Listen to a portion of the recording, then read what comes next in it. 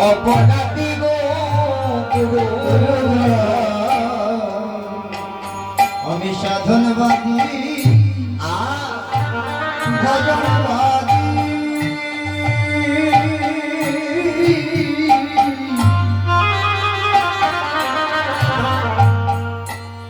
আমি বহু জানালে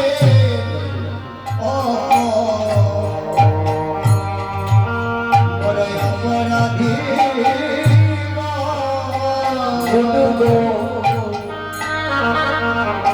আমি সাধনবাদী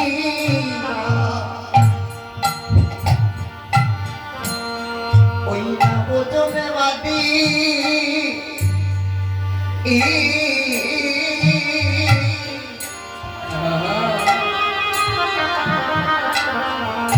আমি বহু জন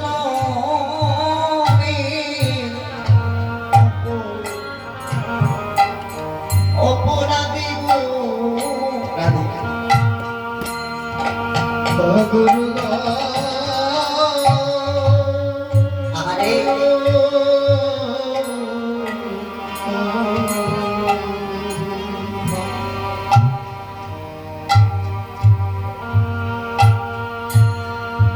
আরে আমি সাধনবাদী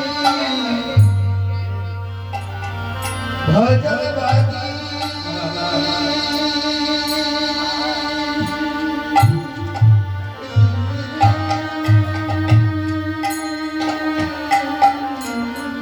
বলিহারি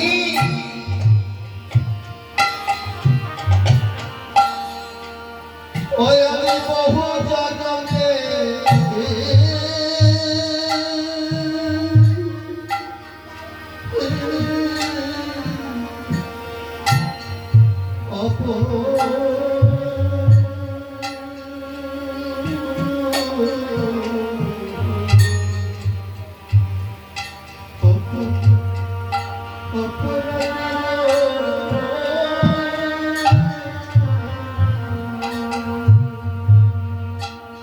আমায় কাঙ্গাল জেনে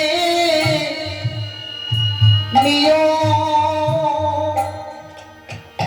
ও পার করিয়া গো ভগবান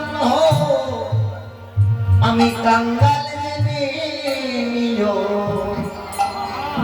আমায় নিও পার করিয়া হয় ভাই কাঙ্গাল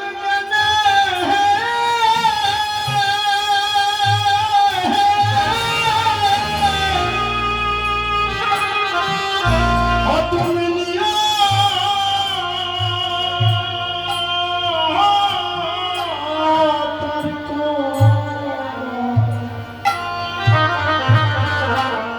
তার করিয়া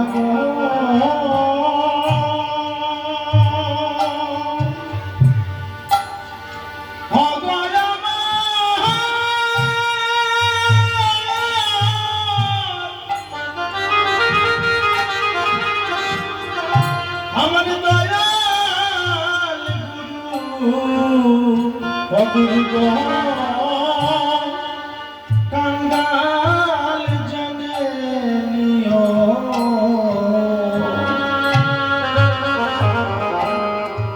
ভগনিয় পার করিয়া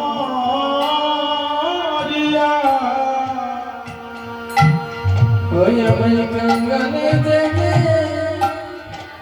নিও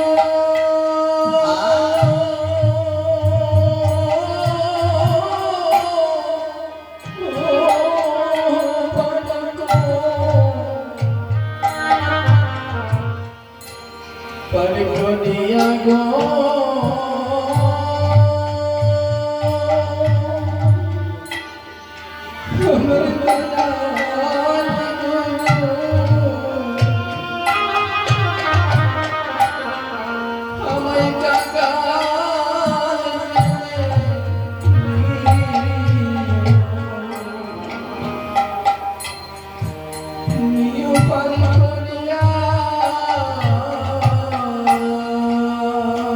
গুরু গো ভয় গো ভাবি আমি হই আমি মনে মনে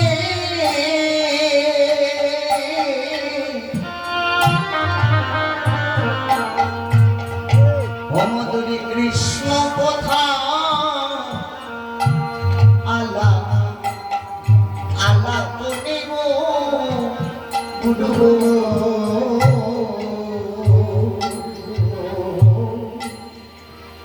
অগুরু ভাবি আমি মনে মনে আরে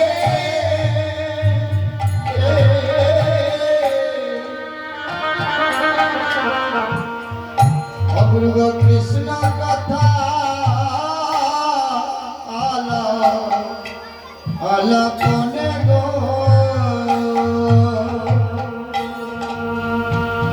গুরু হরি গো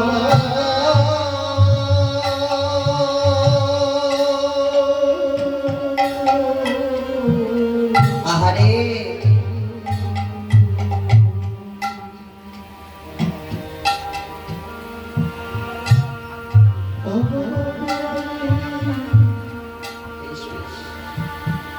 মনে মনে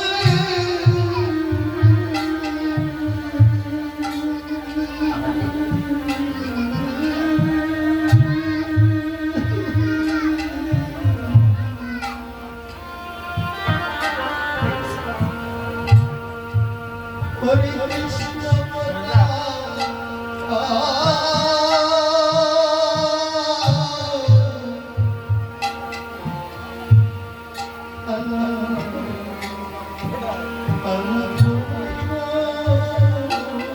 গুরু গো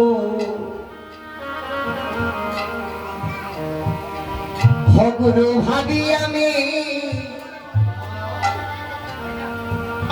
মনে মনে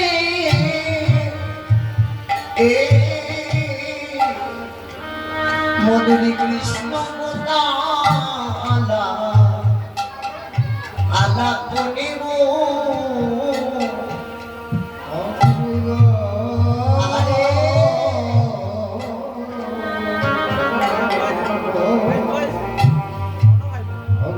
ভাবি আমি মনে মনে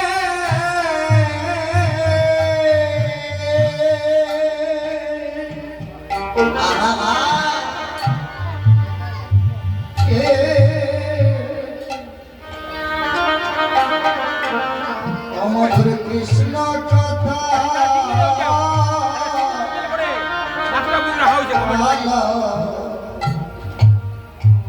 আলাপনে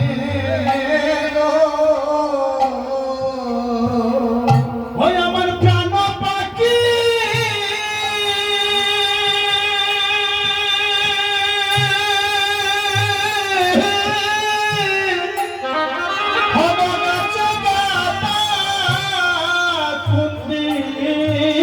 জানি চাহে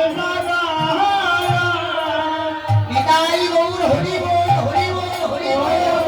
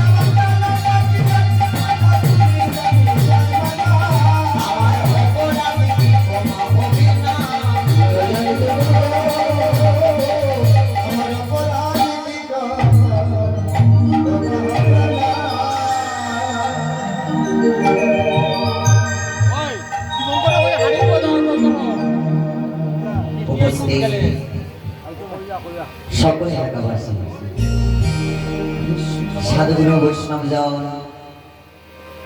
ভক্তিমতী মায়েরা বাবারা, সবাকার শ্রীচরণ তলে এই দাসের পক্ষ থেকে কোটি কোটি দণ্ডবোধ প্রণতি নিবেদন। আজকে আমরা সকলে মিলে উপনীত হয়েছি অষ্টপ্রহর ব্যাপী হরিনাম লীলা সংকীর্তনের মধ্যাহ্নকালীন সময়কালে। এই মধ্যাহ্নকালীন সময়কালে আমরা গৌর গোবিন্দের মধ্যাহ্ন লীলা স্মরণ করব। সকলেই সর্বপ্রথমে নিজ নিজ গুরুচরণে প্রণতি নিবেদন করবে। নিজ নিজ গুরুচরণ স্মরণ করে গুরুচরণে প্রণতি নিবেদন করবেন, কেননা গুরু কৃপা ভিন্ন তো গোবিন্দ কৃপা পাওয়া সম্ভব নয়। তাই সকলে মিলে নিজ নিজ গুরুচরণ মনে মনে স্মরণ করে গুরুদেবের চরণে প্রণাম জানাবেন, তবেই কীর্তন শুনতে ভর্তি হবেন। কেননা এই কীর্তন, শ্রবণ কীর্তন অর্চন বন্দন এইসব নববিধা ভক্তির একটি অঙ্গ। এই কীর্তনটি হচ্ছে ভজনের একটি অঙ্গ।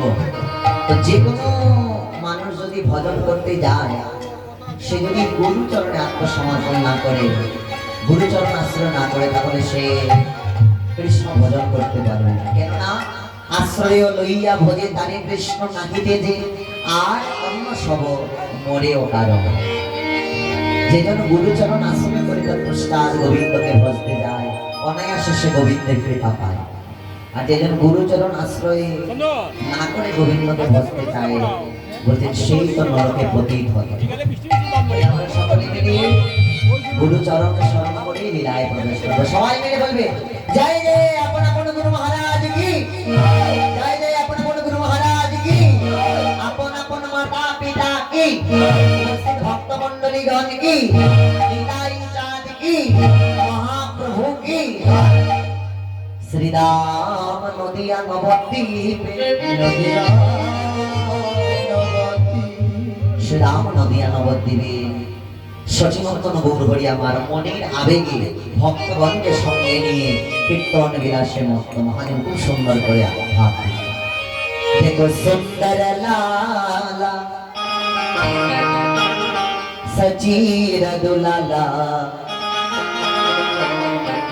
नाचत श्री हरि कीर्तन में,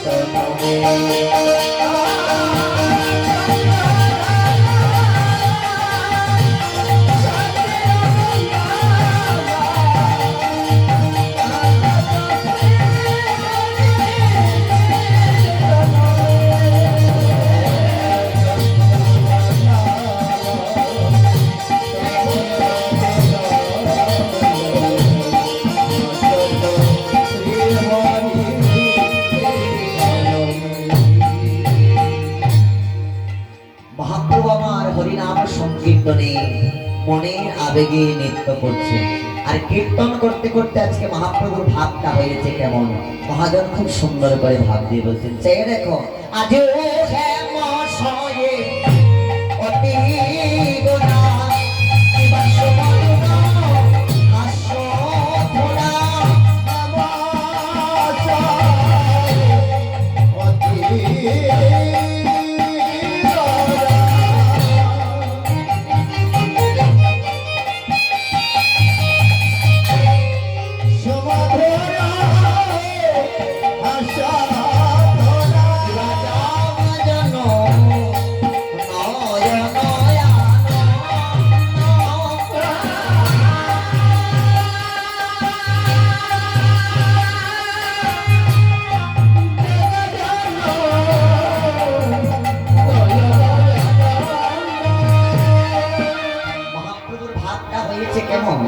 মহাপ্রভু কীর্তনের মধ্যে মনের আবেগে কীর্তন করতে করতে হঠাৎ করে ভাবটা পরিবর্তন হলো। মহাপ্রভু কেমন ভাব হয়েছে, মহাপ্রভু আমার নিজের অরুণ বসনটা ঘুমটার মতো করে দিয়েছে, নিজের অরুণ বসনটাকে উত্তরীয়টাকে ঘুমটার মতো করে দিয়েছে, ঘুমটার মতো টেনে আর এবার বাম পাটা সামনের দিকে হেলিয়ে দুলিয়ে যাচ্ছে।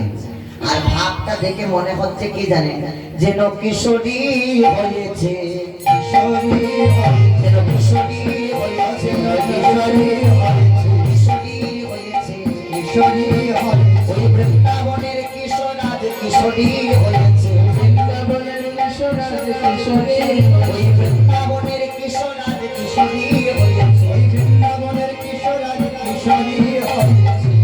গৌরহরি ভাবটা দেখে মনে হচ্ছে যেন গৌরহরি কিশোরী হয়েছে। মানে চৈতন্য চরিতামৃতে কৃষ্ণদাস কবিরাজ গোস্বামী বলছে, এই জগতে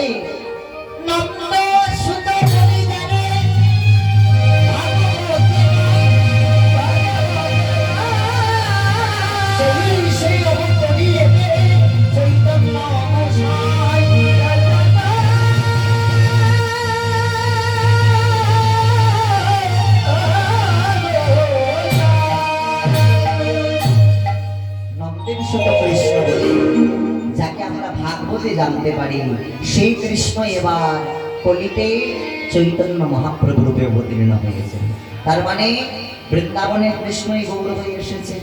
এবং শুধু কৃষ্ণ নয়, চৈতন্য চরিতামৃতে কৃষ্ণদাস কবিরাজ গোস্বামী আরো বলছেন, শোনো আমার মহাপ্রভুর কথা কি বলবো, সে যে কবু রাধা কবু কৃষ্ণ ভাবে বিবাহিত, ভাবে কৃষ্ণ ভাবে বিবাহিত, কেহ না বুঝিতে পারে আমার গৌরাঙ্গ চরি, আমার গৌরাঙ্গ মহাপ্রভু কখনো রাধা তো কখনো কৃষ্ণ ভাবে বিবাহিত, কেহ না বুঝিতে পারে আমার গৌরাঙ্গ চরিত। মহাপ্রভু কখনো রাধা ভাবে বিভোর হয়ে থাকে, কখনো গোবিন্দের ভাবে বিভোর হয়ে থাকে।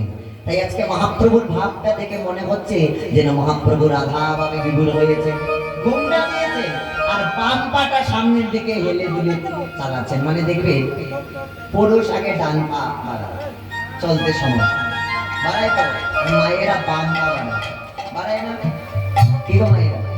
আপনারা যখন চলে, মায়েরা যখন হাঁটে তখন দেখবেন আগে বাম পাটা সামনের দিকে যায়, আর পুরুষ যখন চলে তখন কি ডান পাটা আগে সামনের দিকে যায়, তাই না? তাই আজকে মহাপ্রভু আমার রাধা ভাবে বিপুল হয়েছেন, তাই বাম পা মানে বা চরণটা মহাপ্রভুর সামনের দিকে আগে আগে যাচ্ছে, আগে বাম পা তারপর ডান পা, আগে বাম পা তারপর ডান পা, এমন করে যাচ্ছে। আর মহাপ্রভুর ভাব দেখে মহাজন বলছেন, চেয়ে দেখো আজি পিরিতি মোড়তে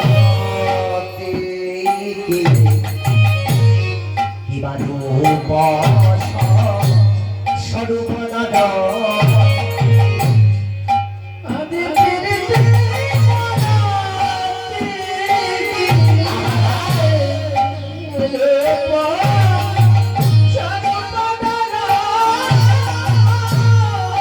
আজ পিরিতি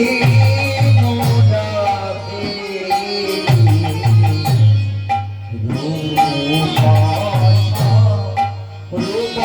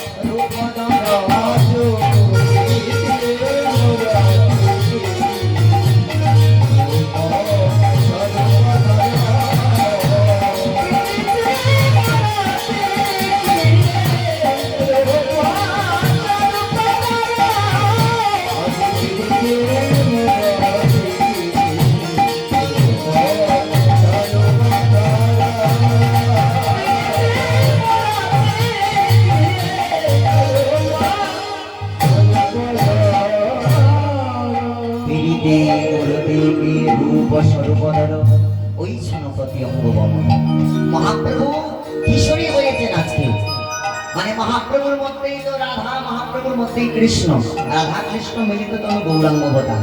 গতকালকে আমার দাদা গোসাই সত্যিয় লজ্জিত গোস্বামী তিনি আপনাদের সম্মুখে অধিবাস কীর্তন পরিবেশন করেছে, বলেছে যে দুই অঙ্গে এক অঙ্গ হয়ে রাধা কৃষ্ণ মিলিত তনু গৌরাঙ্গ অবতার নিয়ে এসেছেন মহাপ্রভু।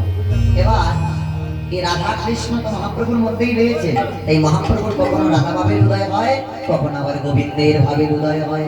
যখন কৃষ্ণের ভাবাপন্ন মহাপ্রভু হয়ে যান, মানে গোবিন্দের ভাবে বিভাবিত হন, তখন হাতের মধ্যে একটা লড়ি নিয়ে, মানে লাঠি নিয়ে সকল নদীবাসীদের পথ আটকে ধরে বসে। তখন নদীবাসীরা তোমরা কোথায় যাবে? যাওয়ার আগে আমায় দেবদান দেবদান দেবদান দেবদান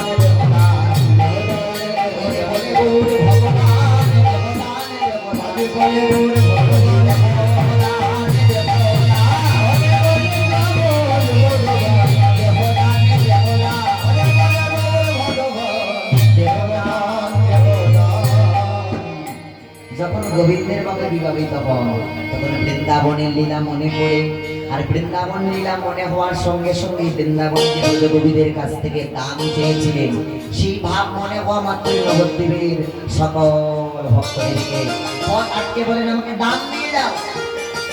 আর যখন রাধা ভাবে বিভাবিত হন, তখন এইভাবে রাধারানীর মতোই ঘুমটা দিয়েছেন, লজ্জাবতীর মতো ঘুমটা দিয়ে মা চরণ সামনের দিকে হেলে দূরে চলেছেন। মহাজন খুব সুন্দর করে বলতেন, চেয়ে দেখো আজও কি নবদ্বীপ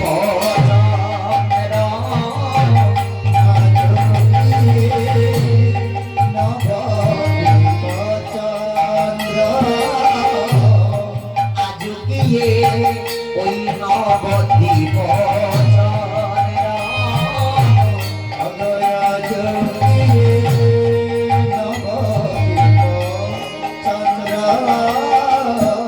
মহাপ্রভুর ভাব দেখে মহাজন বলছেন, গৌরহটি কি হলো? কত সুন্দর করে পদে বলছে, কামিনী কামা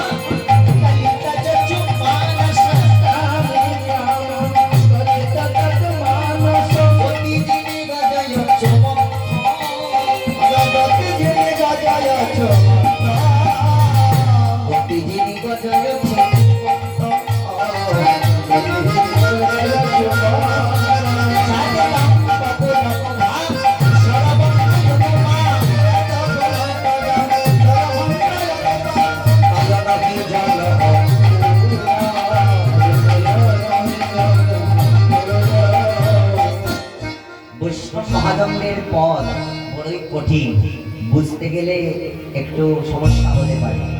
কি বলছেন দেখুন পদে, আজকে যে লীলা আমরা আস্বাদন করবো, এই লীলা আমি আগে বলছি না, পদের মধ্যে থেকে আপনারা শুনবেন যে কোন লীলা আস্বাদন করতে চলেছে।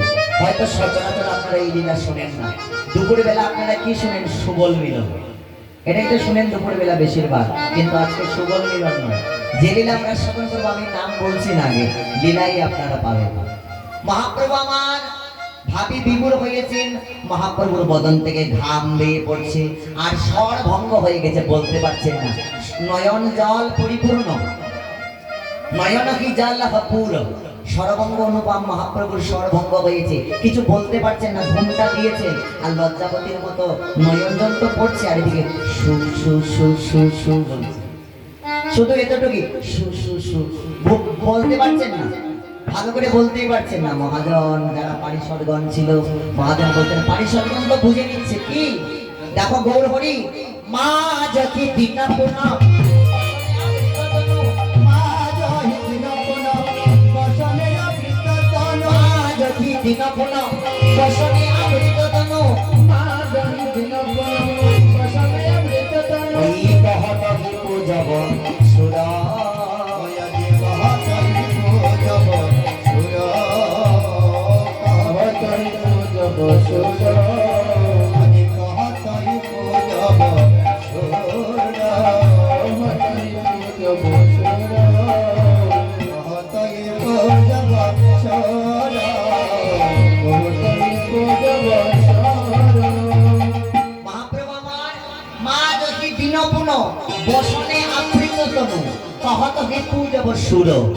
মানে মধ্যাহ্নকালীন সময়কালে মহাপ্রভু আমার সকল পারিষদদেরকে ডেকে ডেকে বলছেন, আমি সূর্য দেবে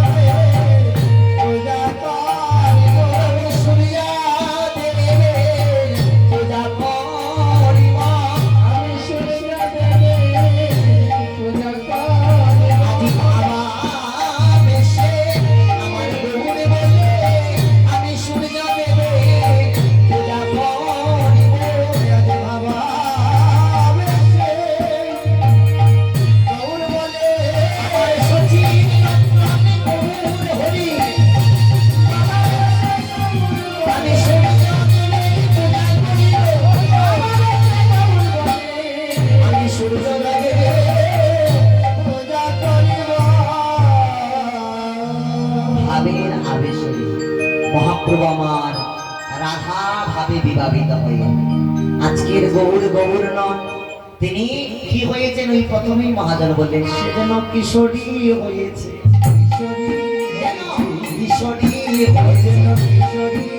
ওই বৃন্দাবনের কিশোর আজ কিশোরী হয়েছে,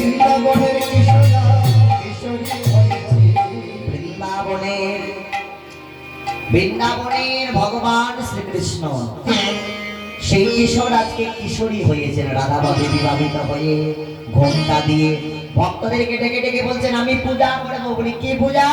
সূর্যদেবের পূজা করিব। সূর্য পূজা, সূর্য পূজা তো মহাপ্রভু করেন না, তাহলে এই পূজা কে করেছিল? করেছিলেন বৃন্দাবনের রাধা রানী।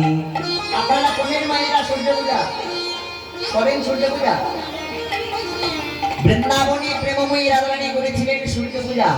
আসলে তো সূর্য পূজা নয়, সূর্য পূজার ছলে গোবিন্দের সঙ্গে সাক্ষাৎ, সূর্য পূজার ছলে গোবিন্দের সঙ্গে মিলন। তার মানে আজকে আমরা যে লীলাটুকু আস্বাদন করব, এই লীলার নাম হচ্ছে কি? সূর্য পূজা। মানে সূর্য পূজা তো নয়, আসলে তো সূর্য পূজা নয়, রাধারানী সূর্য পূজার ছল করে গোবিন্দের সঙ্গে সাক্ষাৎ করতে যাবে। মানে সূর্য পূজার ছলে রাধা গোবিন্দের মিলন হবে।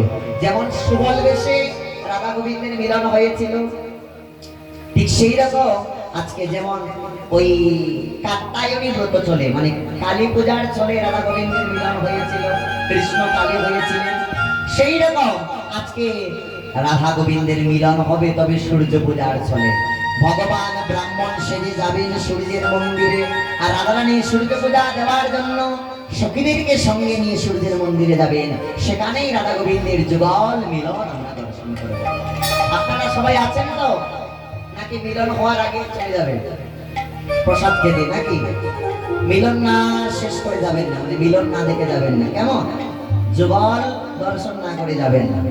রাধা গোবিন্দের সূর্য পূজার ছলে মিলন হবে। মহাপ্রভু আমার সেই রাধা ভাবে বিপুল হয়ে নবদ্বীপে আজকে ওই বৃন্দাবনে সূর্যলীলা আমাদেরকে জানাচ্ছেন, সূর্য পূজা লীলা। মুখে বলছে আমি সূর্যদেবের পূজা করব। মহাজনগণ বুঝতে পারলেন এ গৌর হরির ভাব নয়, তো রাধা ভাব। মহাপ্রভু রাধা ভাবে বিপুল হয়েছেন, তাই কি বলছেন? দেখো বাম কি ভুল